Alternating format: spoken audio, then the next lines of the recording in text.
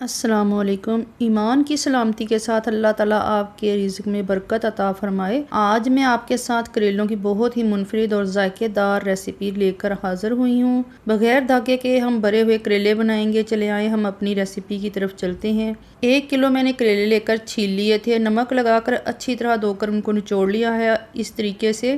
اب ایک پین لوں گی، اس کے اندر میں نے 1 کپ کے قریب آئل ڈال دیا ہے۔ جب آئل گرم ہو جائے تو اس میں تمام کریلے ڈال کر فرائی کر لیں گے۔ 4 سے 5 منٹ میں کریلے جو ہیں گولڈن فرائی ہو جائیں گے، بہت زیادہ فرائی نہیں کرنے، اس طریقے سے ان کو فرائی کر لینا ہے۔ یہ دیکھیں اس طرح کا جب کلر ہو جائے گا تو آپ نے ان کو نکال کر کسی بھی نیٹ میں ڈال کے رکھ دیں تاکہ تمام کریلے کے اندر جو تیل ہے وہ اچھی طرح نچڑ جائے۔ دوسری طرف میں نے فوڈ پروسیسر لیا ہے جس میں نے 3 عدد درمیانے سائز کے پیاز، 3 بڑے چمچ لہسن کے، 4 سے 5 عدد سبز مرچ ڈال کر ان کو اچھی طرح چاپ کر لیا ہے۔ آپ چاہیں تو چھری سے بھی چاپ کر سکتے ہیں۔ ایک باؤل لے کر میں نے تمام مسالہ اس میں نکال دیا ہے۔ 300 گرام کے قریب میرے پاس چکن تھا جو میں نے اس میں ڈال دیا ہے۔ 1 چائے کی چمچ دھنیا کٹا ہوا، 1 چائے کی چمچ زیرہ اور 1 چائے کا چمچ ہی میں نے نمک استعمال کیا ہے۔ چلی فلیکس آدھی چمچ شامل کر دیا ہے۔ اس مسالے کو اب اچھی طرح مکس کر لیں، پھر فرائی کیے ہوئے کریلے لے کر چمچ کی مدد سے ان کو بھر لیں۔ اس طریقے سے آپ ان کو چمچ کی مدد سے بھرتے جائیں۔ آپ چاہیں تو کوئی سا بھی قیمہ استعمال کر سکتے ہیں۔